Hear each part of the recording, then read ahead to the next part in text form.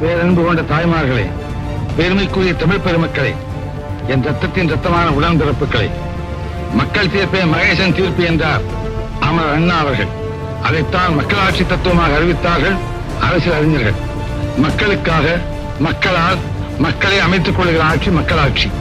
அந்த மக்களாட்சிக்கு அஸ்திவாரம் போன்றதுதான் மக்களின் வாக்குரிமை. துணையாக கொண்டு நீ நடைபோடு என்று உருவாகும் நல்ல எதிர்காலம் ஒன்று, உருவாகும் நல்ல எதிர்காலம் ஒன்று, நல்ல பேரை வாங்க வேண்டும் பிள்ளைகளே. தூத்துவோர் தூற்றட்டும், போற்றுவோர் போற்றட்டும், நம் பணி மக்களுக்காக அப்படிங்கிற எம்ஜிஆர் சொல்லி கொடுத்த கடமை, கண்ணியம், கட்டுப்பாடு. இப்போ எம்ஜிஆர் கூட இருந்தவங்க பல்வேறு கட்சி, பல்வேறு நிலைகள் இருக்கிறாங்க. இருந்தாலும் இன்றும் நன்றியோட அவங்க என்ன கட்சியில எவ்வளவு பெரிய ஆளா இருந்தாலும் இன்றும் நம் தலைவர் எம்ஜிஆர். எத்தனையோ விமர்சனங்கள் பொதுச்செயலாளர் எடப்பாடி பழனிசாமி எப்படியெல்லாம் பேசுறாங்க. இதே வேற கட்சியில பேசுது எவ்வளவு எதிர்ப்பு வரும். கட்டுக்கோப்பா கட்சி நடத்துறாங்க. விவேகானந்தர் சொல்லியிருக்காரு, 100 பேர் சேர்ந்து ஒரு கட்சியா இருப்பீங்க, அந்த கட்சிக்கு எம்ஜிஆருடைய கொள்கையை பரப்பாங்க அப்படின்னு சொல்லி ஆரம்பிக்கிறாங்க. 2010 அப்படி ஆரம்பிச்சதான் திராவிட முற்போக்கு மக்கள் கட்சி.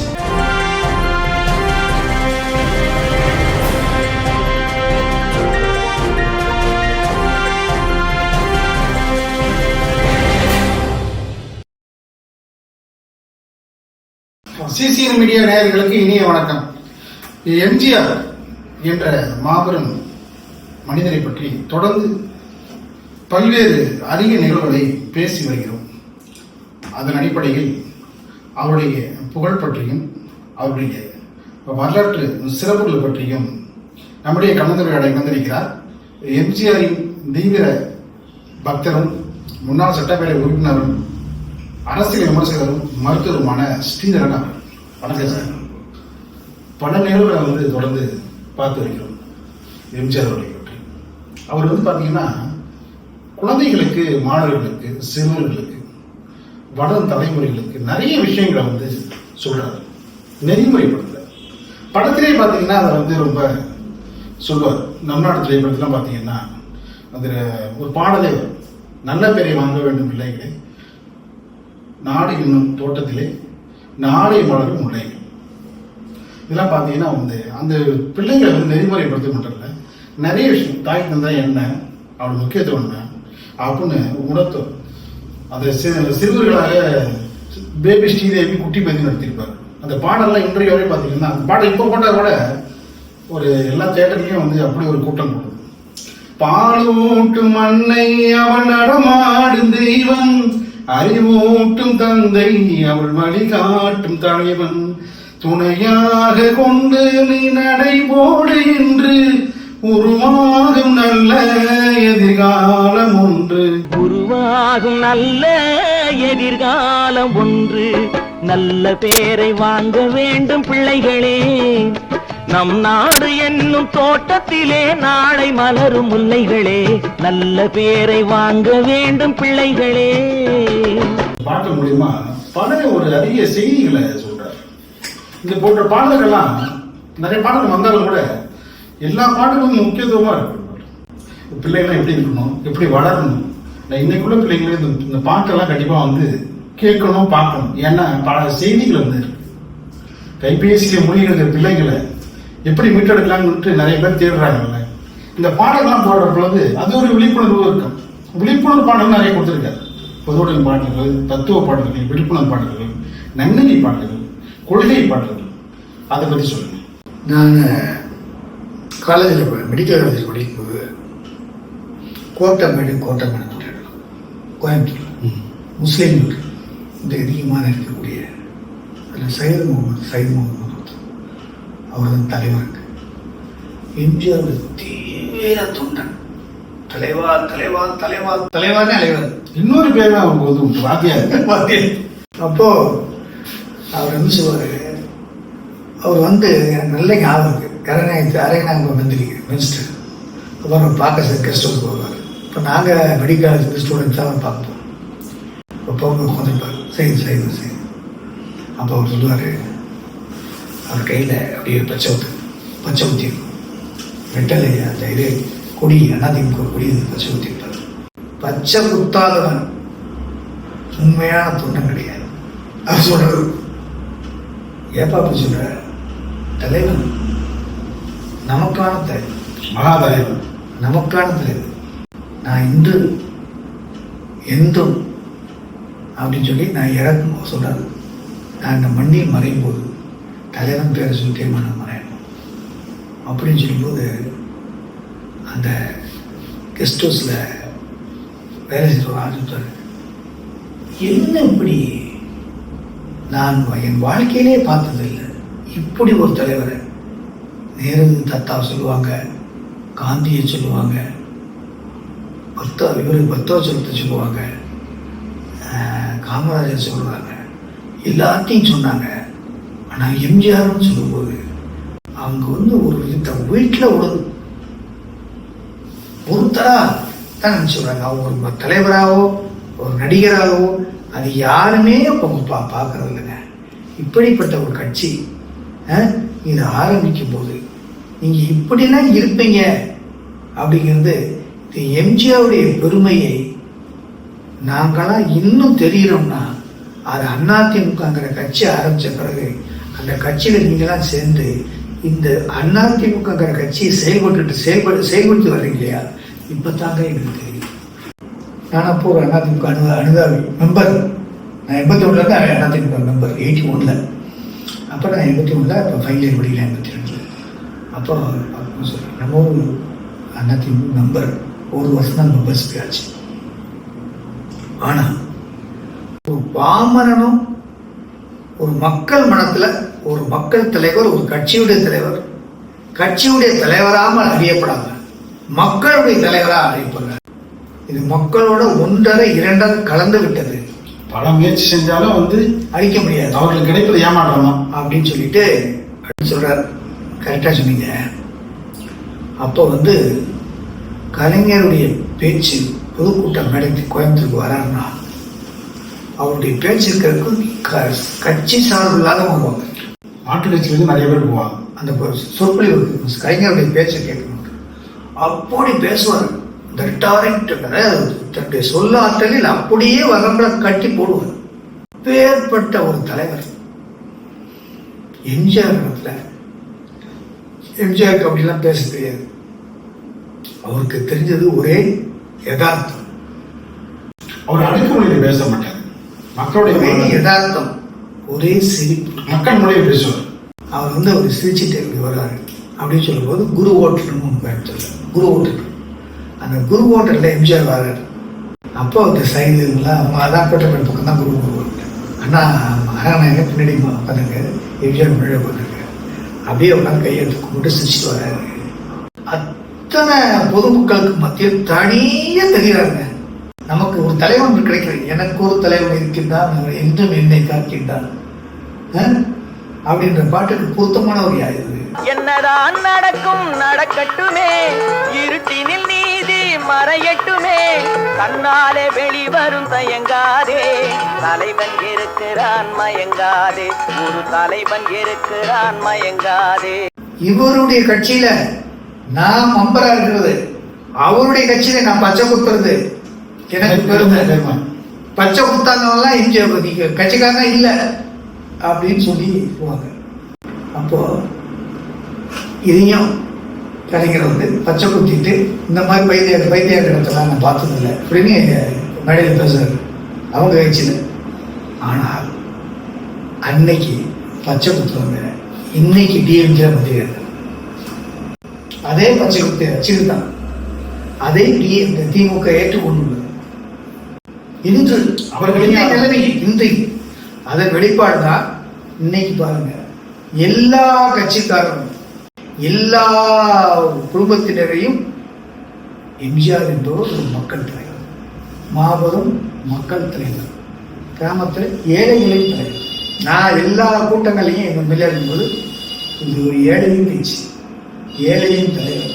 நடிகர்கள் அதிக பட்டங்கள் உங்கள் இதயக்கணி நம் இதயக்கணி இப்படி சொல்லும்போது நீங்க இதை மட்டும் சொன்னா போதும், உங்களுக்கு ஓட்டு கேரண்டி, ஜெயிக்கிறது கேரண்டி. நீங்க ஒன்றும் செய்ய முடியல. ஆனால் ஜெயித்த பிறகு இந்த எம்ஜிஆருக்கு கிராமங்களில் நான் போறேன், எம்எல்ஏ போறேன், இந்த கிராமங்களில் இந்த எம்ஜிஆர் எல்லாத்தையும் இப்போ ஆட்சியில் கட்டமைப்புகள் சின்ன சின்ன அடிப்படை வசதிகளை அங்கங்கே செஞ்சு ஒவ்வொரு கிளைச்சலாக வருவோம். அந்த பொறுப்போடு அந்த ஊருக்கு என்னென்ன செய்யணுங்கிறது அவ்வளவு சொல்லி கொடுத்துருக்காரு. அந்த கிளைக்கழகத்தை ரொம்ப முக்கியமா பார்ப்பாங்க. இந்த கிளைக்கழகம் கிளைக்கழகம்னாலே அந்த ஊர் தான். அவன் எங்க ஊருக்கு இது ஊர் வேணுங்க. அந்த கிளைச்சாசரை இப்படித்தான் பேசுவோம், எங்க ஊருக்கு இது வேணுங்க, எங்களுக்கு இது ஒண்ணுங்க, எனக்கு இது வேணும், எங்க கட்சிக்காரங்க இது வேணும் கேட்டதே இல்லை சார். கிளைக்கழக செயலாளரே அவருக்கு ஒன்றிய செயல் மதிப்பு கொடுப்பாரு, ஒன்றிய செயலுக்கு மாவட்ட செயல் மதிப்பு போடுறாரு. ஆனா மாவட்ட செயல பாத்தீங்கன்னா ஒரு கிளை செயலருக்கு அப்படி ஒரு மதிப்பு மரியாதை கொடுத்தது எம்ஜிஆர் காலத்துல உண்டு. ஏன்னா எம்ஜிஆர் கிளைச்சாருக்கே தான் பாத்தியா, நான் எம்ஜிஆர் வரமாட்டேன்னு நினைச்சல வந்துட்டேன் பாத்தியா, இப்படி சொல்லுவாங்க. எம்ஜிஆர் பெரிய தலைவர், சீஃப் மினிஸ்டர், வரமாட்டேன்னு நினைச்சல, அப்படிதான் நினைச்சேன். சொல்லு உண்மை சொல்லு, இப்படியே கேட்பாரு. அவருடைய ஆன்மா இவளை இருக்கிறது ஒரு கிளைசன் சொன்னார். அவர் சொன்னாரு, என்ன மட்டும் இல்லை சார், தமிழ்நாட்டில் இருக்க கோடான கோடி எம்ஜிஆர் பக்தர்களை கட்சிக்காரங்க அதிமுக இயக்குவது என்பது எம்ஜிஆருடைய ஆன்மா, அதான் சார் உண்மை அப்படின்னு சொன்னாரு. உங்களுடைய பதில் சார்? இதேதான், கரெக்டா சொன்னீங்க. இப்ப எம்ஜிஆர் கூட இருந்தவங்க பல்வேறு கட்சி பல்வேறு நிலைகள் இருக்கிறாங்க, பல்வேறு தொழில் இருக்காங்க, பல்வேறு இருந்தாலும் அவருடைய ஆன்மா செயல்பட வைக்கும். அவர்கள் பின்பற்றுவது, அவர்கள் மறக்காமல் இருப்பது, இன்றும் நன்றியோட அவர்கள் என்ன கட்சியில எவ்வளவு பெரிய ஆளா இருந்தாலும் இன்றும் நம் தலைவர் எம்ஜிஆர் அப்படின்னு இன்னைக்கு அவங்க நினைச்சிருக்காங்க. எத்தனையோ தலைவர்கள் எத்தனையோ கட்சி போயிட்டாங்க, போனாலும் நமக்கு எம்ஜிஆர் என்ற மாபெரும் மக்கள் தலைவர், நம்முடைய தலைவர், நிரந்தர தலைவர், நம் மனது, நம் வாழ்வில், நம் உடம்பில் ஒன்றோடு இரண்டாக கலந்த ஒரு தலைவர் அவர் என்றால் அது எம்ஜிஆர் தான் அப்படின்னு இன்னைக்கு நினைச்சிட்டு இருக்கா. இது உண்மை, நிதர்சனம் உண்மை, இது யாரும் இல்லைன்னு சொல்ல முடியாது. அவர்கள் ஏவது எந்த கட்சியில இருந்தாலும் சரி, எந்த கட்சியில என்ன பொறுப்புல இருந்தாலும் சரி, அல்லது எந்த பிசினஸ்ல எவ்வளவு பெரிய மேம்பட்ட போனாலும் சரி, அவர்கள் எம்ஜிஆருடைய சிரிப்பையும் எம்ஜிஆர் அவரிடத்தில் அவங்க அந்த அந்த அந்த நபரிடத்தில் எம்ஜிஆர் காட்டிய பண்பும் அவரிடத்தில் நடந்து கொண்ட அந்த முறையும் இன்றும் பசுமரத்து ஆணி போல அவர்கள் நினைத்து நினைத்து ரசிக்கிறார்கள், நினைவுகிறார்கள் என்பதுதான் நிதர்சனம். தன்னுடைய ஆட்சி காலத்திலேயே தனக்கு எதிராக செயல்பட்ட எஸ்டிஎஸ் ஆரம்பிக்கப்பட்ட மறுபடியும் அரவணைச்சு அவர்களுக்கும் மறுபடியும் ஒரு பதவி கொடுத்து அலங்கரித்த நிகழ்வு பெரிய, அதாவது தன்னை எதிர்த்தாலும் அவர்களும் ஆள வைப்போம். அந்த உயிரை நோக்கம் இருக்கு. அதே மாதிரி செம்மலைக்கு சுயேட்சை நிற்கிறப்ப அந்த தொகுதிக்கு இவர் பிரச்சாரத்துக்கு போனோம். ஏன்னா நான் சொல்றேன், அது பல பேர் சொல்லிக்காரு, செம்மலை சொல்லிக்காரு, நான் நிற்கிறேன் சுயேட்சையா தாரமங்கலத்துல, ஆனா என் தொகுதிக்கு என்னை எடுத்து ஒரு வாக்கு கேட்கவே வரல, என் மேல அவ்வளவு நம்பிக்கை என்ன அப்படின்னு சொல்லிட்டு அப்போ அதை குறிப்பிட்டிருக்காரு. திமுக பெரிய பெரிய சாப்பாடுகள், மதுரை முத்து, அவங்க இவங்க எல்லாரும் ஒன்றும் ஆகாது. ஏதோ பவுடர் அரிதான பூசியது பவுடர் எவ்வளவு நேரத்துக்கு மின்னுமோ அவ்வளவு நேரம் தான் மின்னும். இது நிலைக்கவே நினைக்காது. திராவிட முன்னேற்ற காலத்தில் உள்ள எத்தனை தலைவர்களும் நினைத்தார்கள். இடைத்தேர்தல் வரலாற்றில் மயிலாடுதுறையில் அதிமுக தோக்குது, திமுக ஜெயிக்குது. அதிமுக ஆதரவா பார்த்தீங்கன்னா அவ்வளவு பெரிய பிரச்சாரம் ஆளுங்கட்சியா இருக்கு. அவரை எதிர்த்து சத்தீஸ்வரன் ஜெயிச்சார் திமுக சார்பு இடைத்தேர்தல். எம்ஜிஆர் சார்பா அதிமுக சார்பா தம்பி பாலாவை எதிர்த்து போட்டியிட்டார். அந்த தோல்வி அவ்வளவு பெருந்தன்மையா எடுத்துட்டாரு. அதையும் விட்டுட்டு இவ்வளவு இது பண்ணாலும் விஜு பட்நாயக் ரெண்டையும் சேர்த்துடலாம், திமுக ஒன்றும் சேர்த்துலாம்னா எம்ஜிஆர் செயற்பாடு சேர்த்துலாம். அதையும் மறந்துட்டார். எவ்வளவு பெரிய பெருந்தன்மை மறந்துட்டு சேர்த்து வச்சுட்டார். சேர்த்துட்டு கைத்து போடணும், வீட்டுக்கு சாப்பிட்டுட்டு சாயங்காலம் கைத்து போட வரணும். முசிறி குத்தனை அடிச்சு போட்டாங்க அப்படின்னு கேட்டோம். என் தொண்டனை அடிச்சுட்டாங்க. அது பண்ணுடைய ரொம்ப விளக்கமா வேண்டாம், அப்படின்னு சொல்லி ஒரு கையெழுத்து போட மாட்டேன்ட்டு அந்த இணையத்துக்கு வந்து தலையாக பண்ருட்டியா தான் அப்படின்ட்டு கலைஞருக்கு ரொம்ப நாள் வரைக்கும் ஒரு கோவம் அப்படின்னு உண்டுன்னு சொல்லுவாங்க. அப்படின்னு சொல்லி இது அப்பேற்பட்ட தொண்டன் மேல அக்கறை கொண்டவர். நம்ம இறந்த உடனே அரண் சொன்னாரு, தலைவர் ஆரம்பிச்ச கட்சி இப்படி வீணா போகுது அப்படின்னு சொல்லிட்டு, இல்லை அவங்களாம் ஆளாக கட்சி பண்ணுவாங்க, எவனும் ஒன்று சேர மாட்டானா அப்படின்னு சொல்லிட்டு இந்த தலைவர்கள் மங்கி போயிருமான்னு எனக்கே பயமா இருக்கேன் அப்படின்னு நான் சொன்னேன். ஒரு காலமாங்க அப்போ சொன்னாரு, நீங்கள் 3 பேர் சேர்ந்து, இப்போ தான் சொன்னார், 3 பேர் சேர்ந்து விவேகானந்தர் சொல்லியிருக்காரு, 3 பேர் சேர்ந்து ஒரு கட்சியாக இருப்பீங்க, அந்த கட்சிக்கு எம்ஜிஆருடைய கொள்கையை பரப்புறதா வேலை அப்படின்னு சொல்லி ஆரம்பிக்க சொன்னாங்க. 2010 அப்படி ஆரம்பித்தது தான் திராவிட முற்போக்கு மக்கள் கட்சி. அதோட கொள்கையே எம்ஜிஆருடைய புகழை பரப்புவது. இதை எலெக்ஷன் சொல்லி எலெக்ஷன்ஸ் ஒத்துக்க வச்சு அவங்க ஆச்சரியப்படைய வச்சு அதை அப்படியே ஏற்றுக்கிட்டு இன்னைக்கு அந்த கட்சியுடைய கொள்கையும் கோட்பாடு அதுதான். நல்ல பணியை வந்து தொடர்ந்து செய்யுங்க. எம்ஜிஆர் இருக்கிற ஒரு அன்பு, அதாவது நம்முடைய கடமை. அன்பு மட்டும் இல்லை, ஒரு மிகப்பெரிய ஒரு பக்தி கூட சொல்லலாம். பக்தின்னு சொல்ல முடியாது, கடமை, நன்றி. அதாவது நமக்கு வழிகாட்டி ஒரு மக்கள் விடுதலை, ஒரு தலைவனுக்கு ஒரு தொண்டன் செய்கிற பணி. எம்ஜிஆர் ஆட்சியை மீண்டும் 2026 அமைக்கணும்னா என்ன செய்யணும், என்ன செய்யக்கூடாது? தொண்டர்களை ஒருங்கிணைக்க. தொண்டர்களை ஒருங்கிணைக்கும் போது இந்த மாவட்ட தலைவர்கள், மாவட்ட செயலாளர்கள் இருக்காங்க இல்லையா, அவர்கள் திரும்பி பார்க்க. இப்போ பெரும்பான்மையான தொண்டர்கள் தான் எடப்பாடி தலைமையில தான் இயங்கிட்டு இருக்காங்க, நிர்வாகிகள. அதனால பல இதெல்லாம் சொல்றேன். அதிமுக இருக்கும் வரை, ரெட்டலை சின்னம் இருக்கும் வரை இந்த அதிமுகவையும் அதிமுக ஆட்சியையும் அதிமுக கட்சியும் யாராலையும் ஒழிக்க முடியாது. அதனால கட்டுக்கோப்பா இருக்குங்க. ஆனால் இந்த கட்சி, அதிமுக கட்சி தமிழகத்துக்கு மிகவும் தேவை, இன்றியமையாத ஒன்று. ஆகவே நீங்க எல்லாரும் என்ன சொல்றாங்க, எப்படி போனாலும் ஒரு இடம் தோக்கணும்னா ஒரு சின்ன கட்டு, தழும்பு, ஒரு காயம், ஒரு சிலாய்ப்பு தான், பெர்மனன்ட் டேமேஜ் வராது. ஆனால் அதுக்கு பிறகு என்ன நம்ம என்ன இருந்தாலும் அதிமுக ஒரு எத்தனையோ விமர்சனங்கள் பொதுச்செயலாளர் எடப்பாடி பழனிசாமி எப்படியெல்லாம் பேசுறாங்க. ஆனா இதே வேற கட்சியில பேசிட்டு எவ்வளவு எதிர்ப்பு வரும், கட்டுக்கோப்பா கட்சி நடத்துறாங்க, எப்படி இருக்கும் அப்படி. ஆனா அந்த மாதிரி தடித்த வாழ்க்கையில் யாருமே சொல்றது இல்லையே. ஏன்னா அதுதான் எப்பவுமே மறப்போம், மன்னிப்போம், ஒரு சாதுவான நிலையில், ஒரு எதிர்ப்பு இல்லாமல் நம்ம பணி வந்து மக்கள் பணி, நம்ம மக்களுக்கு செய்யும். தூத்துவோர் தூற்றட்டும், போற்றுவோர் போற்றட்டும், நம்ம பணி வந்து மக்களுக்காக அப்படிங்கிற எம்ஜிஆர் சொல்லி கொடுத்த கடமை, கண்ணியம், கட்டுப்பாடு, இது எல்லாருமே செய்றாங்க.